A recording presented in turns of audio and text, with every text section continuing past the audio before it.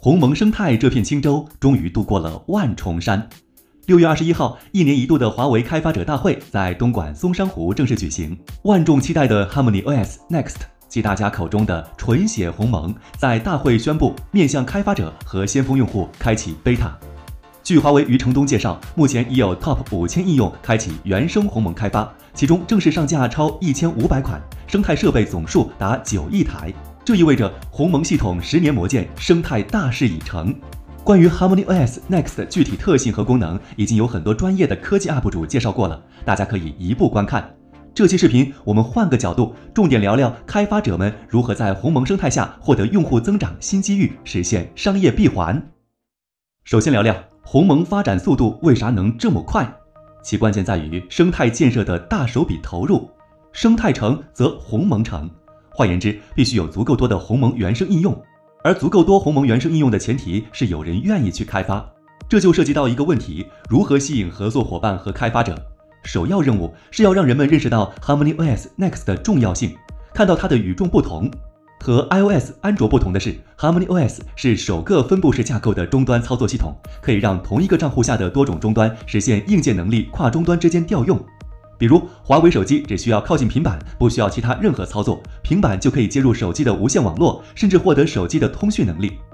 哪怕不插 SIM 卡，也能接打电话、收发短信。在电子设备越来越多的当下， HarmonyOS Next 重新设计 OS 的全场景体验，无疑会带来一个万物互联的时代。对开发者来说，一个有如此前景且受追捧的国产自主操作系统当然不能错过。其次，一个新系统得方便开发者开发，越简单越高效越好。对此，华为这几年是马不停蹄地研发各种工具，打造了一组庞大的鸿蒙开发套件。比如 DevEco Studio， 这是整个开发套件的核心。这里咱举个例子，传统的程序开发其实很不人性化，比如一个 B 站应用，手机、电视、平板、车机都要分别适配，弄出对应的版本，繁琐杂乱。但在鸿蒙生态下，用 DevEco Studio 开发的应用就不需要一个个适配，只要开发一个，任意鸿蒙平台都能用。如此高效，对开发者来说岂不是美滋滋，大大节省人力物力？再比如开发套件中的另一个神器方舟编译器，这是一个多语言多平台的编译器，可以实现多种语言的混合编译，把一堆编译工具统一在方舟编译器这个框架内，简单高效。还有个工具叫做 DevEco Testing， 属于测试工具。毕竟程序开发好了，还需要进行兼容性测试。传统情况下，开发者要自己花钱买硬件，再上机一个个测试。试想一下，华为各种智能设备几十上百肯定是有的，如果真让开发者花钱买，那估计没几个愿意为爱发电。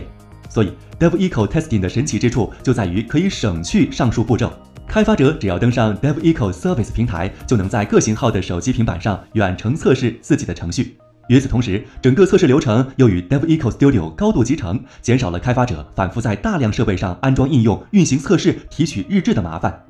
如此一来，整个鸿蒙原生应用开发就变得丝滑、方便、高效起来了。OK， 咱们继续。如果一个应用开发出来没人用，或者效果不好，那就赚不了钱，无法形成正向循环。这方面，咱先从华为应用市场来说。众所周知，当还兼容安卓的时候，华为应用市场是用户下载应用的主要来源。随着 HarmonyOS Next 的推出，华为应用市场更是鸿蒙原生应用的唯一分发渠道。如何让用户在华为应用市场里停留足够长时间，且对一个应用感兴趣，是重中之重。这次华为应用市场做了全新的改变，具体变化用几个关键词概括，分别是全新 UI、沉浸式体验、杂志化交互和故事化内容。通过卡片的设计组合，包括插画、摄影、视频，再加上特制的文案，用户可以像浏览杂志一样浏览华为应用市场，熟悉应用的内在和新功能，了解应用背后的故事。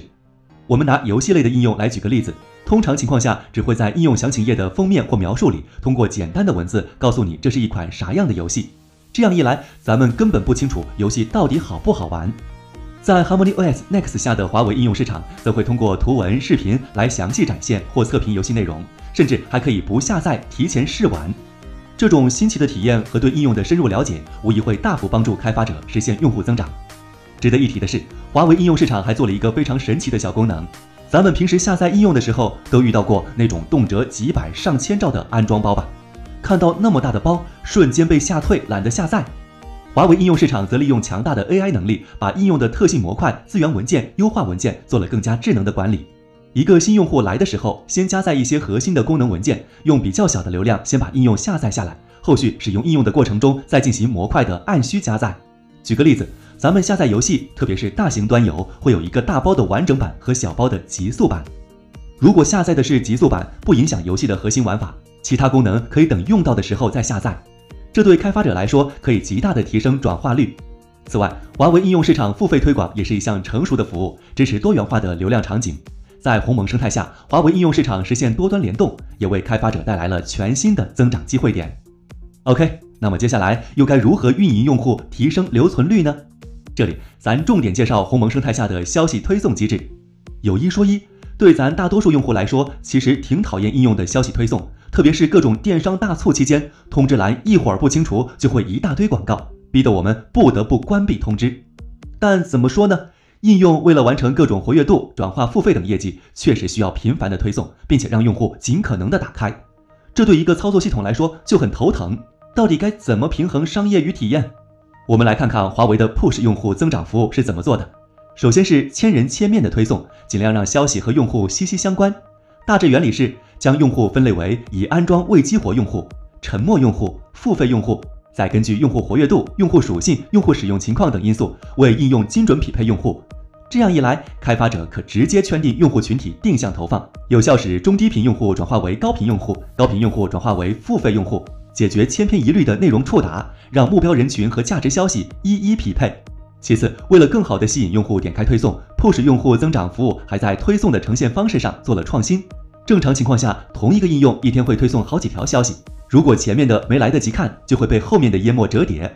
典型的莫过于外卖类应用，商家接单、骑手接单、骑手到店、外卖送达都得发一条 Push， 不及时看，拉下来就是乱七八糟的一堆。Push 用户增长服务则针对性做出了下拉不折叠功能，大大提升用户点击率。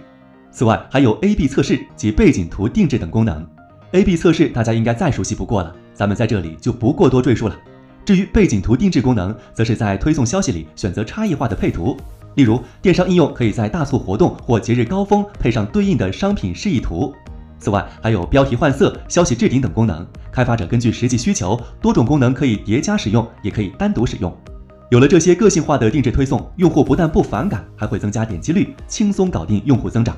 在用户全生命周期运营中， HarmonyOS 应用联运服务也起到了至关重要的作用。联运是指与应用进行联合运营的一种业务模式。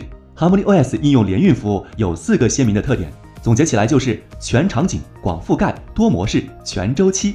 众所周知，华为终端构建起的1+8+N 全场景智慧生活战略，相对应的 HarmonyOS 应用联运服务也覆盖了手机、平板、智能手表等多种终端，从而可以助力开发者通过多种终端触达连接消费者。在开发者关注的拉新、促活、留存、转化等关键运营环节， HarmonyOS 应用联运服务均有相对明确的联运目标和典型协同场景。比如拉新方面，通过多个资源位，如全局搜索、杂志锁屏、小易建议等，根据不同渠道的特点广泛覆盖，开发者可以更快速地找到潜在对产品和服务感兴趣的用户，以达到用户规模化增长、提效增收。个人认为 HarmonyOS Next 的成功几乎是板上钉钉，生态的优势已不用再强调。华为更大的优势是有终端，特别多的终端。